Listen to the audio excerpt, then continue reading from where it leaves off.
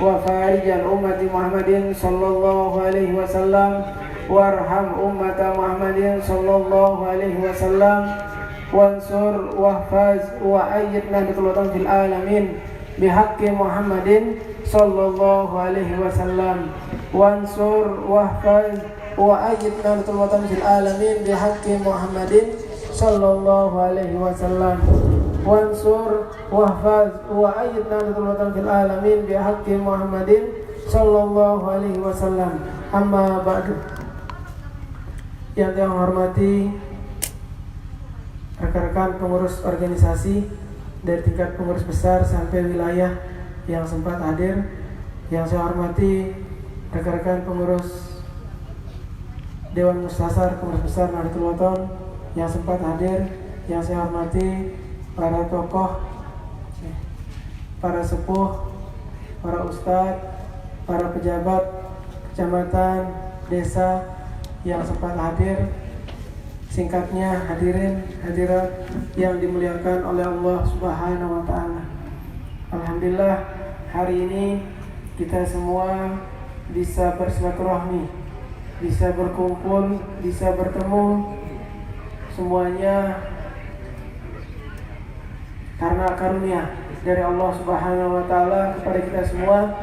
Dengan nikmat kesehatan yang kita terima, kita bisa hadir di tempat ini. Dan juga tak lupa kita berselawat terus kepada junjungan alam Nabi besar Muhammad sallallahu alaihi wasallam yang telah membimbing kita melalui sunnah-sunnah beliau, melalui hadis-hadis beliau yang kita laksanakan sampai hari ini. Alhamdulillah, saya sangat berterima kasih kepada seluruh pihak, baik itu panitia, baik itu pengurus, baik itu dari pemerintah, baik itu dari kepolisian, semua yang telah membantu dengan suksesnya acara ini. Saya sangat berterima kasih bisa terlaksana dengan baik. Tidak ada yang perlu kita maafkan, seperti kata panitia tadi, atas segala kekurangan. Semuanya sudah baik menurut kami, sambutan dari semua sudah baik, pelaksanaan juga sudah baik. Alhamdulillah, Nahdlatul Wathon terus berkembang dari sejak zaman pendirinya Ninida Al-Mafrullah Maulana Syekh Tuan Guru Kiai Haji Muhammad Zainuddin Abdul Majid tahun 1953. Nahdlatul Wathon didirikan, telah bermuktamar sebanyak 14 kali, dan sekarang ini muktamar ke-14 pada bulan Juni tanggal 25 sampai 27 saya terpilih menjadi Ketua Umum Pengurus Besar Nahdlatul Wathon secara aklamasi yang dihadiri oleh 21 provinsi dan 5 negara. Memilih saya sebagai Ketua Umum Pengurus Besar Nahdlatul Wathon. Dan alhamdulillah, sejak kami dilantik menjadi Ketua Umum Pengurus Besar Nahdlatul Wathon beserta jajaran, kami telah menambah 3 provinsi. Yang pertama, Provinsi Bali. Yang kedua, di Jogja. Dan yang ketiga, di Jawa Timur. Jadi alhamdulillah sudah di 24 provinsi. Target saya sebagai Ketua Umum tahun 2020, Nahdlatul Wathon sudah tersebar di 34 provinsi. Dan insya Allah minggu-minggu berikutnya kami dari Pengurus Besar Nahdlatul Wathon akan terus berjalan. Di Aceh sudah siap dilantik kepengurusan kami, begitu juga di Medan, di Papua Barat, dan yang di luar tambahan kami di Taiwan. Mereka sudah siap, jadwal sudah kami siapkan. Kami dari Pengurus Besar Nahdlatul Wathon akan melantik warga Nahdlatul Wathon yang ada di Taiwan berjumlah 1.000 orang, yang sangat kami syukuri. Kita bisa terus bersama demi tegaknya ajaran Islam melalui organisasi Nahdlatul Wathon. Saya bercerita sedikit. Nahdlatul Wathon didirikan oleh kalau bahasa sininya itu oleh kakek saya. Dan pada muktamar ke-10 setelah kakek meninggal, dipimpin oleh Umi saya, Umi Hajah Siti Raihanul Zainuddin Abdul Majid, Muktamar 10 di Peraya, 11-12 di Anjani, 13 di Mataram. Beliau memimpin selama 4 periode selama 21 tahun. Madrasah Nahdlatul Wathon semasa hayat kakek saya berjumlah 700 madrasah. Setelah dipimpin oleh Umunah Hajah Siti Raihanul Zainuddin Abdul Majid, sekarang Madrasah Nahdlatul Wathon yang tersebar di seluruh Indonesia berjumlah 1.500 madrasah. Jadi Umi saya selama memimpin Nahdlatul Wathon telah mendirikan 800 madrasah di semua pelosok Nusantara. Yang terbesar ada di Kalimantan dan Sulawesi. Di situ kita sangat banyak madrasah Nahdlatul Wathon, dan tanah-tanah Nahdlatul Wathon juga sangat banyak, tinggal melanjutkan pembangunan madrasah. Semoga di Jawa Timur juga, karena ini provinsi baru yang kami lantik, semoga bisa pengembangan madrasah Nahdlatul Wathon bisa terus tersebar di Jawa Timur di 38 kabupaten. Pengurus wilayah Nahdlatul Wathon berkewajiban pertama adalah membentuk pengurus daerah minimal di 3 kabupaten. Itu syarat pengurus wilayah, minimal di 3 kabupaten membentuk pengurus daerah. Terus hiziban, alhamdulillah di sini sudah lama hizib di sini terus berkembang. Dari tahun 91 sampai sekarang itu sudah lama hizib Nahdlatul Wathon ini dikarang. Ada selawat di dalamnya, selawat Nahdlatain yang dibaca tadi dikarang oleh kakek saya di Raudah. Selawat itu dikarang di Raudah dengan satu kali duduk di samping makam Rasulullah SAW. Beliau mengarang selawat Nahdlatain itu. Itulah yang menjadi induk dari hizib Nahdlatul Wathon, dan beliau mengarang hizib Nahdlatul Wathon juga atas perintah dari guru-guru beliau dan perintah dari semua para wali, khususnya dari Rasulullah SAW. Beliau, kakek saya juga mengarang tarekat hizib Nahdlatul Wathon. Syarat tarekat di Karang itu, yang mengarang tarekat pasti bukan seorang wali biasa, syaratnya adalah seorang raja para wali. Saya perlu menjelaskan di sini karena ini kronologis yang memang sudah diakui oleh semua. Jadi kakek saya, Syekh Zainuddin itu dulu satu sekolah, ya. Dari pertama saya menjelaskan satu sekolah dengan pendiri Nahdlatul Ulama. Yang membawa Nahdlatul Ulama pertama kali ke Nusa Tenggara Barat, khususnya di Pulau Lombok, adalah kakek saya, Kiai Zainuddin Abdul Majid, membawa Nahdlatul Ulama ke Nusa Tenggara Barat. Tapi karena atas perintah dari guru beliau, setelah beliau membuat 2 madrasah induk, yaitu Madrasah NWDI dan Madrasah NBDI, akhirnya beliau diperintah oleh guru beliau, yaitu oleh Syekh Hasan Muhammad Masyad dan Syekh Amin Al-Qutbi, guru beliau di Mekah di Madrasah Salatiyah. Akhirnya beliau mendirikan organisasi yang diberi nama Organisasi Nahdlatul Wathon. Sebelum beliau mendirikan, beliau menyerahkan pimpinan Nahdlatul Wathon di Nusa Tenggara Barat kepada murid beliau, alumni Madrasah Nahdlatul Wathon, yaitu Tuan Guru Faisal yang ada di Peraya, Lombok Tengah. Beliaulah yang memimpin Nahdlatul Ulama, dan kakek saya melanjutkan perjalanan organisasi di Nahdlatul Wathon. Ajaran Nahdlatul Ulama dengan Nahdlatul Wathon sebenarnya sama, tidak ada beda. Cuma karena perintah guru, kakek saya sangat taat kepada guru, akhirnya beliau mendirikan Nahdlatul Wathon. Saya sering bercanda bersama rekan-rekan Nahdlatul Ulama, karena saya juga di Lombok juga termasuk rekan-rekan NU yang tergabung dalam aspirasi Paragus.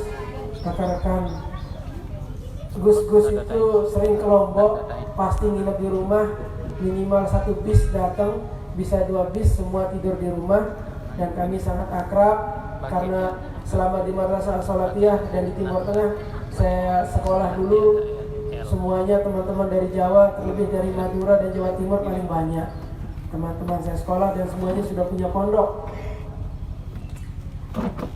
Jadi saya sering bercandanya begini sama mereka semua, semuanya Nahdlatul Wathon dan semuanya Nahdlatul Ulama. Ya, saya di sini Nahdlatul Wathon tapi diminta menjadi pembina di Asparagus. Saya bercandanya satu, sebenarnya Nahdlatul Wathon itu paling NU dia. Kenapa Nahdlatul Wathon paling NU? Karena NW. W itu kan kalau bahasa Inggrisnya W, berarti ada 2 U di sana. Berarti Nahdlatul Wathon ini paling NU sebenarnya. Itu candaan kami, dan alhamdulillah rekan-rekan pengurus NU juga menerima. Terakhir saya menerima kunjungan dari PWNU 2 minggu yang lalu ke Nusa Tenggara Barat, membalas kunjungan saya ke PBNU ke Jakarta dan ke PP Muhammadiyah yang ada di Jogja. Alhamdulillah hubungan kerjasama NU Muhammadiyah dan Nahdlatul Wathon di dalam bidang pendidikan dan lain sebagainya sudah terjalin baik. Saya terus berkunjung ke semua tempat. Kembali ke masalah tarekat tadi.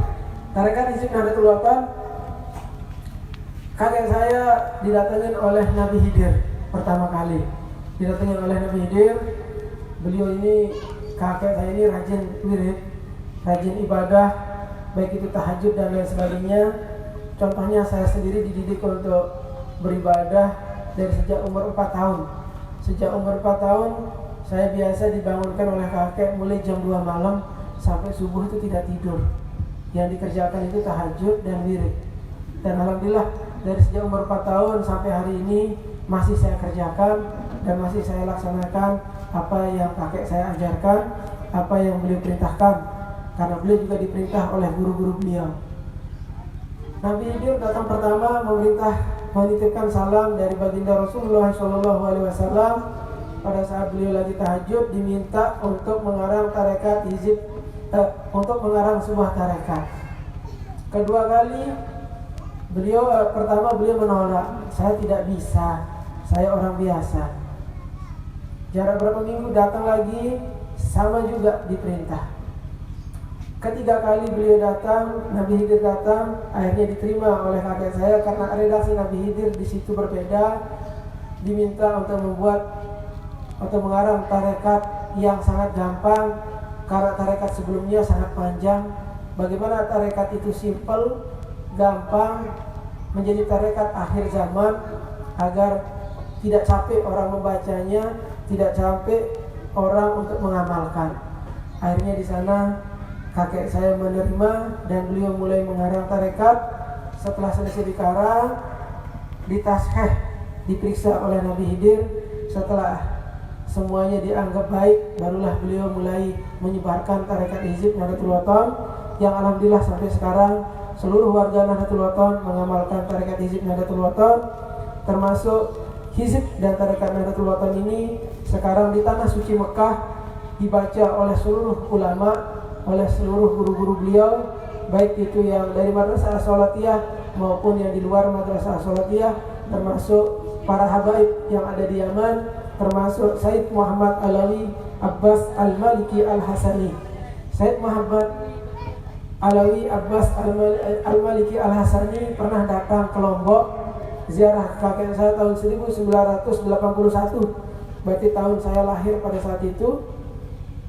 Di situ beliau datang ke Lombok hanya minta agar beliau diterima menjadi warga Nahdlatul Wathon, agar beliau bisa masuk di doa-doa hizib Nahdlatul Wathon. Jadi di saat kita mendoakan warga Nahdlatul Wathon biar beliau termasuk. Akhirnya beliau berikrar menjadi warga Nahdlatul Wathon, akhirnya diterima oleh kakek saya. Akhirnya Said Muhammad bin Abbas Al-Maliki Al-Hasani menjadi warga Nahdlatul Wathon. Itu diantara ulama-ulama, dan banyak lagi ulama lain yang mengikrarkan diri masuk menjadi warga Nahdlatul Wathon dan berikrar dan dibaiat seperti baru, disumpah oleh kakek saya. Itulah perjalanan Nahdlatul Wathon yang sangat luar biasa dari sejak zaman pendirinya, dan alhamdulillah sekarang saya sebagai ketua umum juga terus menjalin komunikasi dengan rekan-rekan Nahdlatul Ulama dan juga untuk alumni Mekah Madrasah Salatiyah. Saya sebagai ketuanya juga dari Syekh Abbas Al-Maliki Al-Hasani. Saya sebagai pengurus untuk NTB, pusatnya ada di Surabaya. Di Surabaya, Hay'ah As-Safwah Al-Malikiyah itu dipegang oleh Kiai Ihya, Kiai Ihya dan Kiai Kamal Muhlis Gersik itu menjadi sekretaris, dan untuk NTB saya sendiri menjadi ketuanya. Jadi sebentar lagi akan ada acara di Gersik, mungkin dalam bulan-bulan ini saya akan menuju Gersik tanggal 23. Tanggal 23 kami akan ke Gersik lagi, tanggung jawab sebagai ketua. Nih, untuk semua alumni Mekah, alumni Abu Yazid Muhammad Alawi Al-Maliki akan ke Gersik. Nih, mudah-mudahan kepengurusan Nahdlatul Wathon di Jawa Timur bisa terus berkembang, bisa terus eksis, biar bisa menopang semua program organisasi khususnya di pendidikan. Nahdlatul Wathon bergerak di bidang pendidikan, sosial, dan dakwah. Alhamdulillah dakwah dan madrasah Nahdlatul Wathon sudah berkembang sangat pesat di semua provinsi, bahkan sampai keluar. Untuk cabang Nahdlatul Wathon yang ada di luar, ada di Saudi, ada di Yaman, ada di Turki, ada di Jepang, dan sebentar lagi ada di Taiwan. Saya terus berjalan mencari rekan-rekan yang ada di sana, baik itu para nahdiyin maupun bukan nahdiyin. Saya mengajak semua, dan alhamdulillah semua mau menjadi warga Nahdlatul Wathon. Saya sangat bersyukur semua yang hadir, khususnya semua pengurus mau menjadi pengurus wilayah Nahdlatul Wathon. Saya sangat berterima kasih.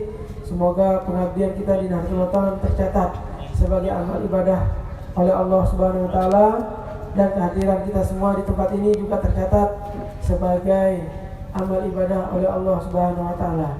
Karena doa pendiri Nahdlatul Wathon di setiap awal pengajian beliau agar seluruh warga Nahdlatul Wathon masuk surga bighairi hisab. Itu doa beliau di setiap pengajian beliau dulu. Beliau keliling dari kampung ke kampung, dari desa ke desa untuk terus menyebarkan ajaran Islam, untuk terus menguatkan Ahlus Sunnah wal Jamaah mazhab Syafi'i di dalam Nahdlatul Wathon. Itu sudah dari zaman pendirinya, kita tidak akan berubah. Alhamdulillah tadi sudah dijelaskan juga oleh Tuan Guru Anas, oleh Kiai Anas Hasri, masalah Tuan Guru Bajang. Saya diberi gelar pertama kali oleh kakek saya, nama Tuan Guru Bajang itu sejak umur 4 tahun. Kalau tidak salah, pertama kali beliau sebut saya Tuan Guru Bajang itu di Sakre, di tempat beliau. Pertama kali saya masih kecil, saya dari kecil ikut pengajian dimanapun beliau ngaji. Saya masih pakai celana pendek dulu, masih kecil sekali. Sejak umur 4 tahun sampai akhir hayat beliau, saya terkeliling bersama beliau untuk menghadiri pengajian. Beliau memanggil saya dari sejak saya kecil sampai akhir hayat beliau selalu dengan panggilan Tuan Guru Bajangku, Zainuddin Saningku. Muhammad Zainuddin Atsani, nama yang beliau berikan kepada tiang. Muhammad Zainuddin Atsani artinya Zainuddin kedua. Zainuddin kedua. Jadi sejak saya lahir, waktu itu ayah saya sedang tugas, ada beliau di pemerintahan sedang tugas di luar. Jadi yang menggendong saya pertama kali kakek saya langsung, dan beliaulah yang memberikan saya nama dengan nama Muhammad Zainuddin Atsani. Beliau juga yang mengazamkan saya sejak saya lahir. Beliau mengazamkan dan langsung memberikan nama selama 2 minggu. Selama 2 minggu beliau menggendong saya, barulah beliau memberi saya nama Zainuddin Atsani, dan beliau bilang nanti dari ini akan lahir Zainuddin ketiga dan seterusnya. Itu kata beliau dulu, dan beliau bercerita kepada saya. Ini saya dapat cerita sendiri dari beliau, tidak dengar dari orang lain. Alhamdulillah, semua kita syukuri nikmat dari Allah Subhanahu wa taala. Sebuah nama yang diberikan oleh seorang ulama, apalagi kita akui ulama itu adalah seorang wali, itu adalah bukan sesuatu yang dibanggakan, itu adalah suatu beban. Nama itu adalah beban. Kenapa? Kita harus bisa menjaga muruah, kita harus bisa menjaga kehormatan dari nama tersebut.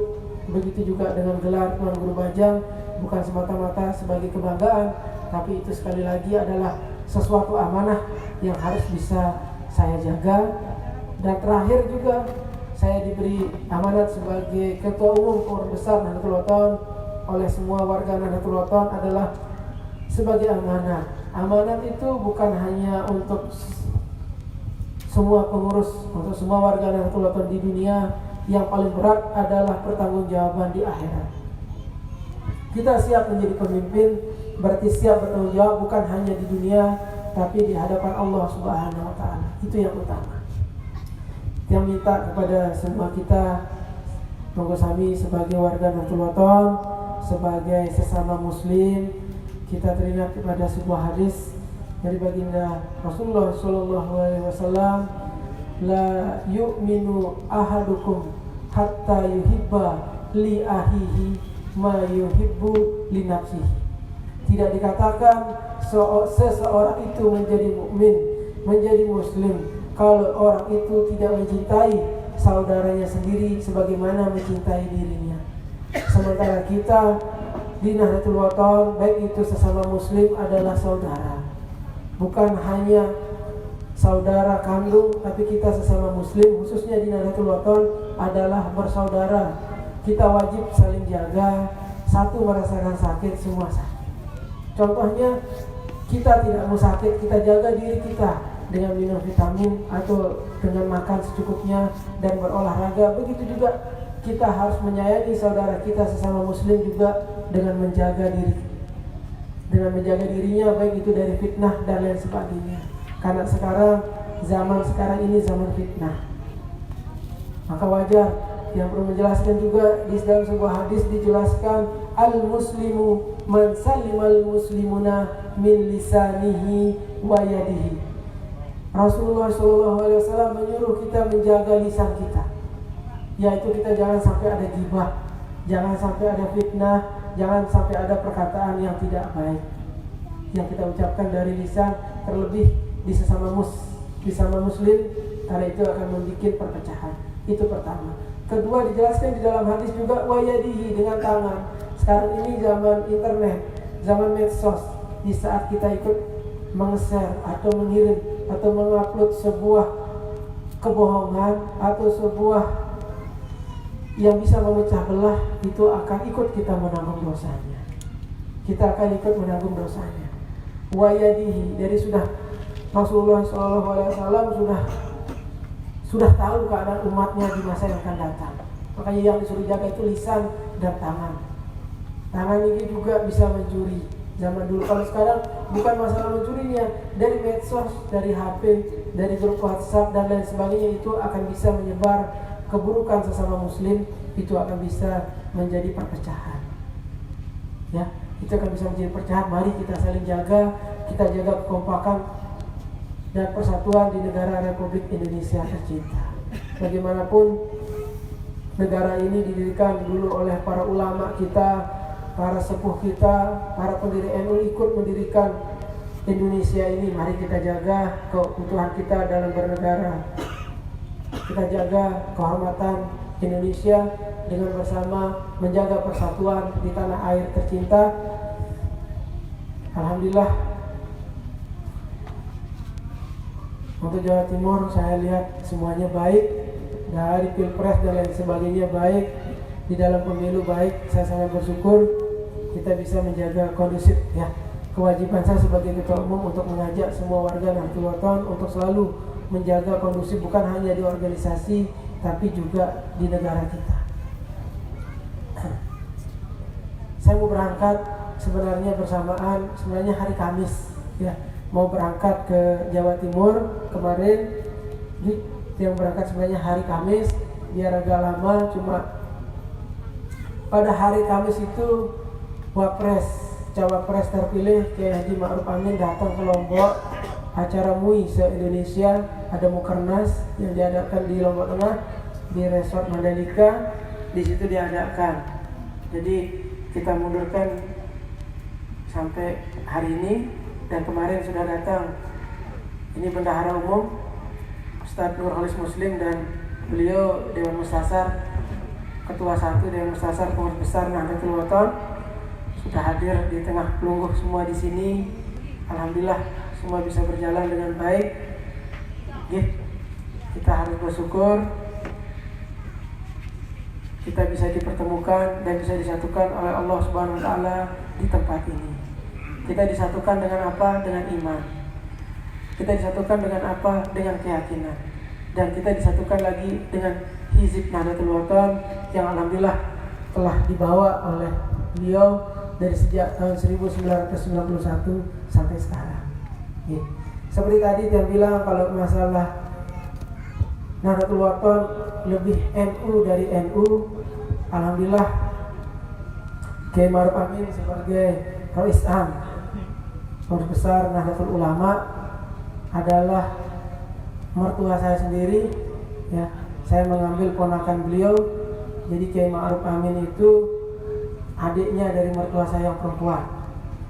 Itu makanya di saat beliau datang ke Lombok, saya tidak bersama beliau dulu, baru saya berangkat ke Jawa Timur. Dan saya pamit kemarin tidak bisa full menghadiri acara beliau karena mau ke Jawa Timur melantik pengurus wilayah Nahdlatul Wathon Jawa Timur, dan beliau sangat bersyukur dan sangat merestui. Yang sangat bersyukur akhirnya yang berangkat ke sini dengan tenang, karena biasanya kalau beliau di Lombok, yang tidak pernah keluar dari Lombok, yang selalu ada di Lombok. Sewaktu-waktu beliau butuh yang bisa datang, cuma karena kepentingan organisasi, kepentingan warga yang ada di sini, saya berangkat dan beliau di Lombok sampai hari Minggu. Tapi saya tinggalkan beliau demi pelungguh semua di sini yang telah alhamdulillah telah menerima kami, organisasi Nahdlatul Wathon di Jawa Timur, khususnya di daerah ini. Sekali lagi saya sangat berterima kasih, sangat bersyukur bisa berjumpa dengan semua di sini. Sekali lagi saya ucapkan banyak-banyak terima kasih. Kami telah disambut dan telah diterima. Nahdlatul Wathon telah diterima di Jawa Timur. Kami akui Jawa Timur adalah basis NU.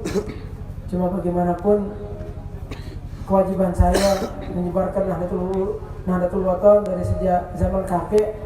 2 minggu sebelum beliau meninggal, beliau memesankan, sebarkan Nahdlatul Wathon bukan hanya di Nusantara, sebarkanlah di dunia.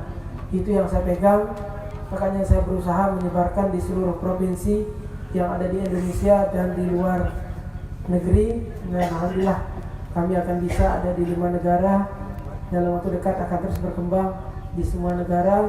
Kami akan terus berjalan sejajar dengan Nahdlatul Ulama dan juga dengan Muhammadiyah, ya. Begitu juga dengan organisasi lain, ya. Mungkin hanya itu yang dapat saya sampaikan. Mudah-mudahan semuanya membawa manfaat untuk kita semua, untuk kemajuan Islam di Nusantara pada khususnya dan Islam di dunia pada umumnya. Cuma itu yang dapat saya sampaikan. Kurang lebih saya mohon maaf. Wallahul muwaffiq wal hadi ila sabilir rasyad. Wassalamualaikum warahmatullahi wabarakatuh.